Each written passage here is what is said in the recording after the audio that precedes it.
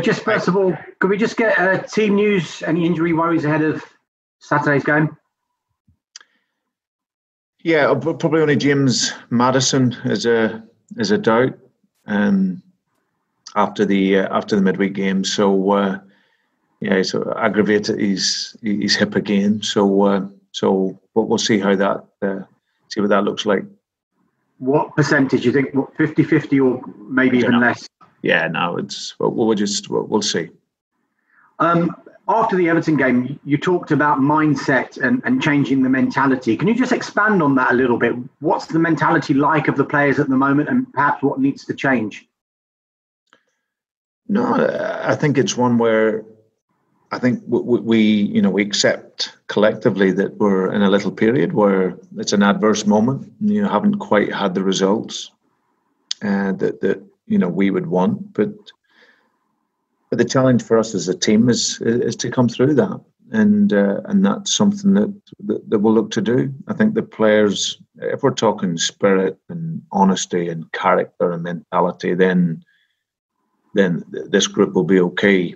Absolutely, they're first class to work with, and like for me, it's just that sense of perspective, really. Just rather than measure our season on the last 4 games since the lockdown, we come out of lockdown. It's the case of looking over the course of the whole season, and the talent has taken us into a brilliant position. So, but I think as part of the growth here, obviously a lot of young players and in a position that has been new to a lot of the players. It's just that emphasis on mentality and that's key, and that's something that is ongoing. But that's something that just doesn't happen overnight.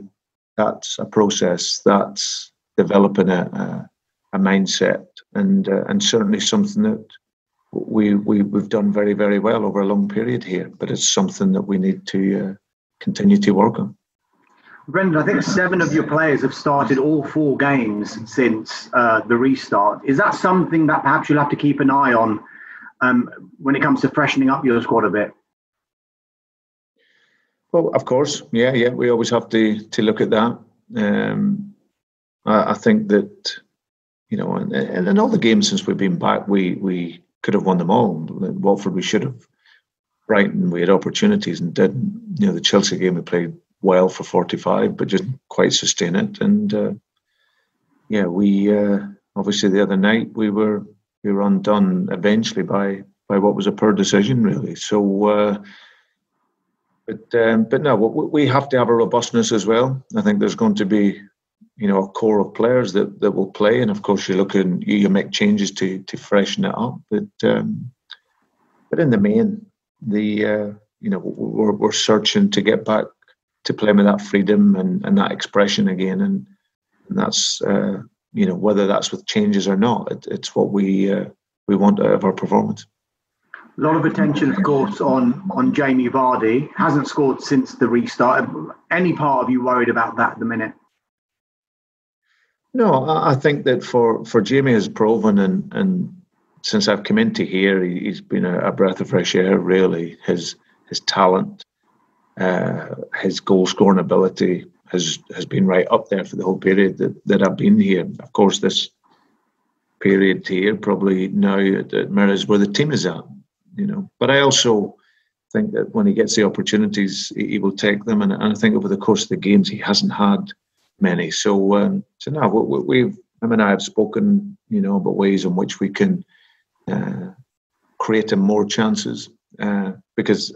Again, collectively, it's about the team. So we have to look to attack the games. I was more encouraged by our second half against Everton. We had more numbers up there to score, and when we have that obviously helps him as well. So yeah, but I've got no worries about Jamie. He's a top level striker who sometimes these milestones when they're so close, it can take that bit longer to achieve, but he's still such a real catalyst for us and very important player for us.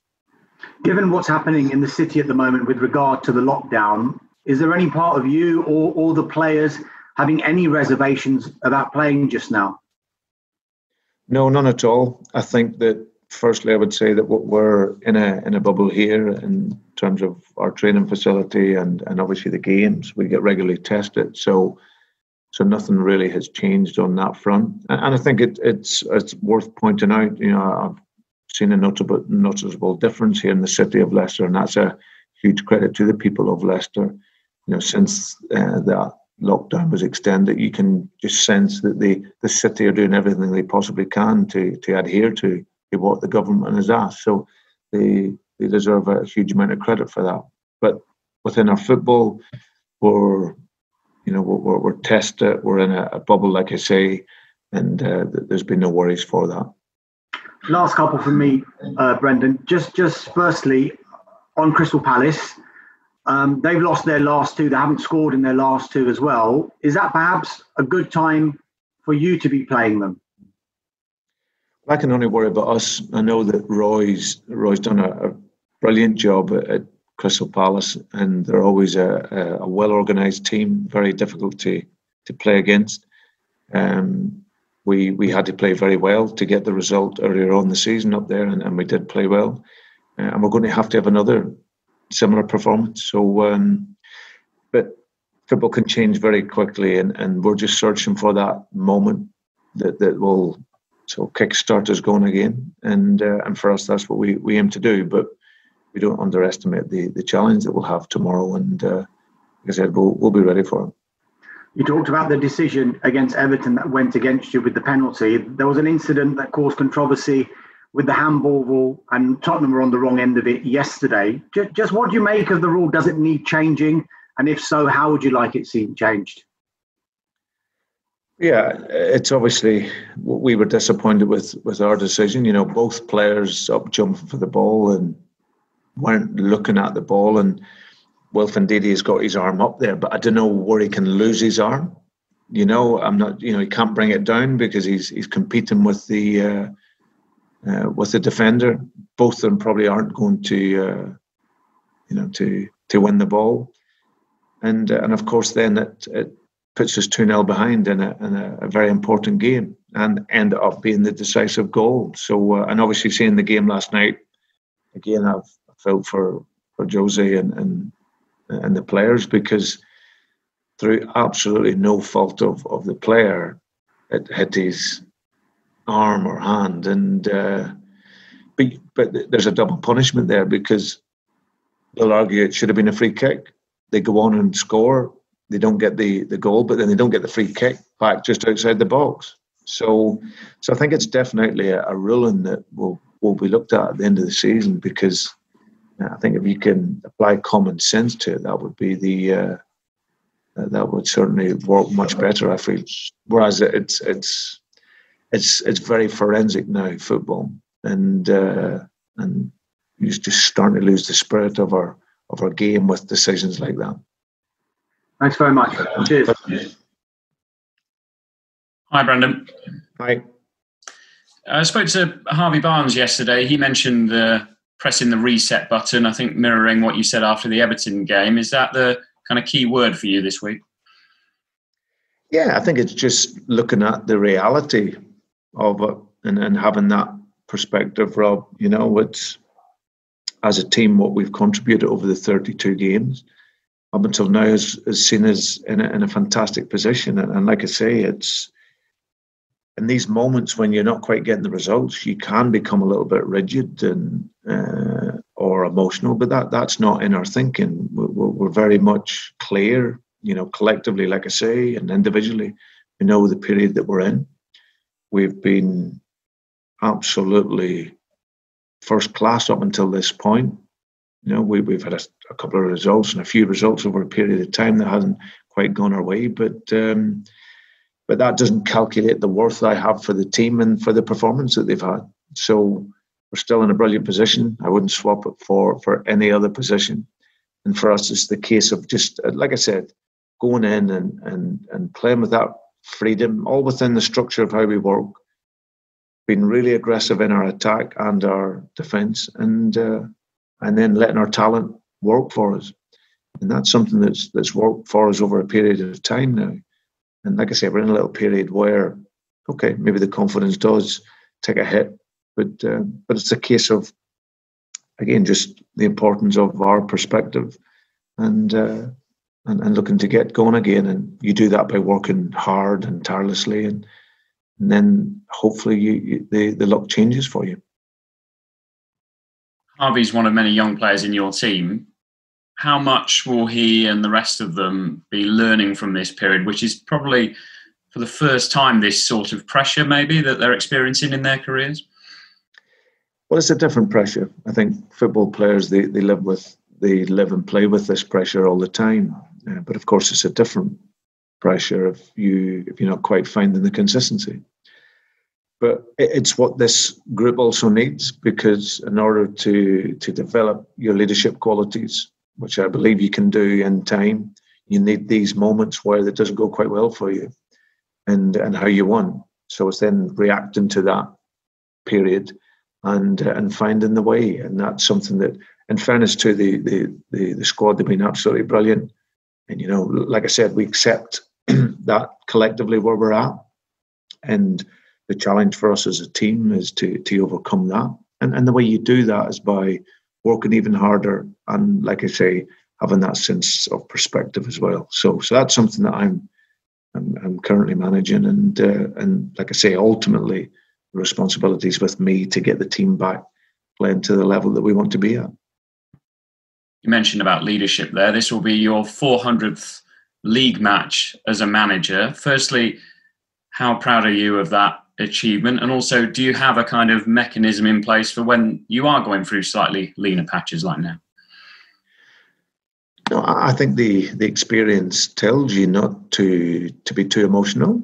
I think it's something where you go back to your basics. I think that's always the best way to work, is that there's no magic dust that you sprinkle on it all. You just continue to work well. We're a fraction away from being where we want to be, and I think it's just you just stay calm. Like I've said earlier, you don't get too rigid with it, too emotional. Just work on your basics. Make sure your organisation is good, and looking to ensure that the players are given everything. It's absolutely natural that a young squad may have a sense of, where the confidence just slightly drops, or a sense of fear. But there's absolutely no need. We've been brilliant up until now. We're in a position which is a great position, and we just need to continue on our way, because that method and that way of working has proved very well for us over the past year or so. So yeah, we're in a little period, but it's just a case of staying calm, making sure that you get your organisation right, and like I say, making sure that the players don't get locked into thinking we're only being judged since the lockdown. So yeah, staying calm is important. Just finally from me, Brendan, you mentioned James Maddison. Obviously, he's had a phenomenal season. The hip injury, has that hindered him a little bit recently in terms of what he provides in the game? I know obviously you've had to manage him, but has it been a bit of a hindrance for him? Because obviously it does affect mobility quite a lot. Well, I think, to be fair, he wasn't 100% the other night when he came on, and I thought he changed the game totally for us. This is a player who I have a huge admiration for. His personality in the game, he wants to take the game with the scruff of the neck, wants to affect the game, and his introduction the other night for us was so important, along with Kells. So yeah, no, it's just a shame for him if it keeps him out. Hopefully, if it does, it won't be for too long. But he's such a talented, gifted player for us, and of course, if you don't have that player, you miss that type of personality in your team. But for us, it'll always be about the collective, and we just have to, if James is available or not, we have to continue with our work as a squad. Thanks very much. Good luck tomorrow. Thank you. Thanks. Okay, Jason Bourne, please, Talk Sport. Afternoon, Brendan. Hope you're well. Hi. You told TalkSport on Wednesday after the game that you want to see more aggression from your players. You've just mentioned it there as well. Can you just clarify what you mean by that? Do you mean mentally, physically, or maybe even a bit of both? I think what can happen is when you don't maybe quite have the results that you want. And listen, it sometimes happens when you have success as well. When the team is doing well, you can sometimes become a little bit timid, where you lose that aggression, and it's one of the pitfalls for any team. So it's so important to have that physical and mental aggression, and that's something that this team is learning all the time, and for a team like ourselves, we're a team that, is nowhere near the level of budget of some teams around us, with the same types of squad. So for us, we have to be our maximum to gain results at this level, to be up where we are. And the minute we'll drop off that, then we won't have the same output. So that means for us, it's whether you're attacking with the ball or without the ball, you need that physicality and you need that aggression. And that's what I was pointing out to. We've been speaking to Harvey Barnes as well on TalkSport. He described Saturday's game against Crystal Palace as a massive one. Would you describe it in a similar sort of way? Yeah, it's a game we really want to get back to winning ways. Will be a tough game for us. However, I think the group is very, very honest. We know that we haven't picked up the points that we would want to, but this is the next opportunity, and we can't really look any further than that. I think it's each game now. You just focus on giving your maximum, and like I say, go and expressing yourself and playing with that freedom, all within the structure of our game model. And if we can do that and play with that intensity, then we hope to have a much better chance of getting the result that we want. So yeah, we want to win every game, and obviously the next game is the most important one. And certainly Harvey was having some great form before the lockdown, scoring goals, assisting as well. How would you describe his development as a player since you arrived at the club 16 months ago? Harvey's just continually developing. He's an individual talent, but he works very, very hard for the team. Like he says, it was unfortunate that his best spell in terms of goals and assists had come just before the lockdown was introduced. So yeah, but he's a big talent, very, very important player in our squad, and someone that with time and experience, you think this is only his first full season at this level. So he's done remarkably well, but with lots of improvements still to make. So that's the exciting thing for Harvey. He's only going to get better. Now, Roy Hodgson's career, for the most part, one to admire, of course, hugely respectful of. Would you like to be on the front line of management as long as he has, into his 70s maybe? Well, I'm not sure I'll be doing it at that age, but I have a huge admiration for Roy. His enthusiasm and love of the game to be doing it at that age is just remarkable. I would love to have that longevity as a manager. Whether it stretches to that time in my life, I'm not so sure, but he's shown an incredible amount of resilience and persistence, and obviously passion for football, because you can't do it for that long unless you absolutely love the game. And I've known for a long time that Roy's passion for football and love for football. So now a very inspirational manager for us all, and again done a wonderful job at Crystal Palace. Just final one from me, please, Brendan. Slightly different. Now, at TalkSport, we're broadcasting the message that football is everyone's game, and talking of the need for inclusion of people in the game from all backgrounds. Just how important is it for football to be welcoming and inclusive to everybody? Well, it goes without saying. Football's from the street.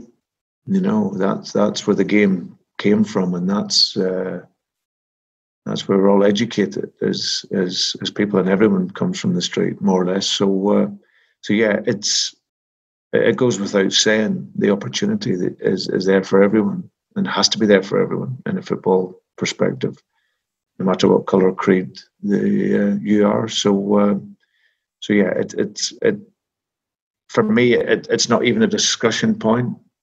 For me, it's I've always felt football is about competence. It's never about what colour your skin is, how good or bad you. It's really about competence, and you would hope that if you're competent at your job, whatever race you are, then of course you will have the opportunity. Thank you. Thank you. Thanks. Owen Palmer at King, please. Good afternoon, Brendan. As a management group, I just wonder what your opinions have been so far on the reason why that it has been a little bit slow going into Project Restart from yourselves. Yeah, well, of course, collectively we're always searching for the answers for that. I think you say it's been a long time out and haven't quite found a rhythm again. There's a number. I don't think there's any one specific reason on it. I just think it's over as a number of factors, and of course, if you don't win football matches, then of course that can affect your confidence. But what we've always tried to do is like I said, that this period is an adverse period for us, but it's all it is. You have to work your way through these periods, and for us that starts on the training field. It starts with me reinforcing our qualities and what has made us to be in the position that we're in. And then, like I say, you keep searching for that moment because it changes very, very quickly in football. I don't think we've been as creative as what we've normally been, and there's numbers of reasons for that. But we're having to search now in order to get back, because I always think in every football game the best way is to attack.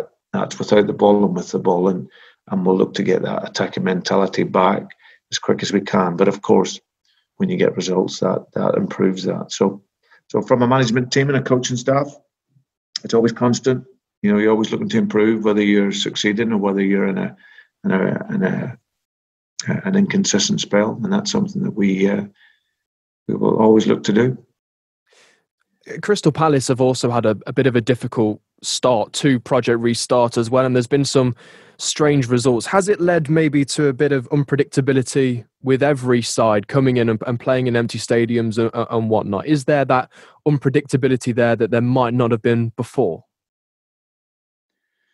Well, I think that the league, whether the supporters there or not, has that unpredictability to it, and I think that there's the teams at the bottom can beat the teams at the top. So that I think that's always been there. But there's no doubt there's been an environmental change. Like, you see the stats, you see the numbers around teams winning away from home, and that is probably greater than maybe what it was before. I certainly know for the likes of ourselves, that connection with the supporters we miss. There's absolutely no doubt about that. However, it's something where I always say it's still a chance for you to show your standard, because we know the supporters aren't there. So there's that. You have to have that internal mentality that you can go and still work to your very best level. So yeah, there's no doubt without the supporters, it has changed the dynamics of the games. However, equally to that, you have to take the opportunity to show that without the supporters, there's still a really, really strong mentality in your team collectively and individually. We spoke to you after the Everton game about the challenges from defending in wide areas this season. I just wonder how difficult it is trying to plan to face Andros Townsend and Wilfried Zaha with that in mind. Well, I think we've coped fairly well defensively over the course of the season, playing against teams that will try and come through the middle of you, at the outside. I think if you look at the goals conceded, we're up there, joined second, I think, with teams conceded. So I think from a defensive perspective, we've coped pretty well with whatever team has given us. So, but we also understand that's something that you have to go and improve in every game that you play. So yeah, you get Zaha, who's obviously a really dangerous player in the 1v1. We dealt well with that in the first game earlier on. So we hope to do that again. And like you say, Andros cutting in from the right-hand side. He's got a wonderful left foot. He's got big talent. So, of course, we have to be mindful of that. Last couple from me, Brendan. You spoke earlier about adversity, within form and within Project Restart as well.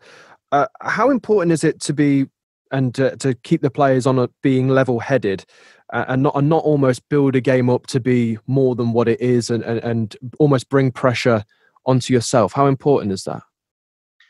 Well, it's critical I've always said it that there's always pressure around games, so it doesn't go away. But I've always said that it really is the villain of performance. If you put too much pressure onto players, you know it's there. I think what we always worry about is our performance. I don't think you need to magnify the games, and I always think that when you're developing your mindset to be a really good side and a top team, every single game is a big game. You can't prioritize, you can't choose. You have to go into each game knowing that every result matters. So, and that's the mindset that we were looking to take on board. I think in order to sustain success and do it over a period of time, you have to look at every game as being a very, very important game. And I think for probably some players that's a big shift. If you've been a team that's maybe used to being in the middle of the league, you maybe feel that you can afford to maybe not quite get the results sometimes. But if you're trying to develop your mentality, which of course we're looking to do, then you have to realise every game is a big game. And that's something that will grow and develop over the course of time. Brendan, thank you very much. Good luck tomorrow. Pleasure. Thank you. Thanks. Thank you. Okay, thanks everyone. We'll wrap the broadcast section there. So we'll carry on with the dailies in a minute. But for now, thank you to our broadcast colleagues.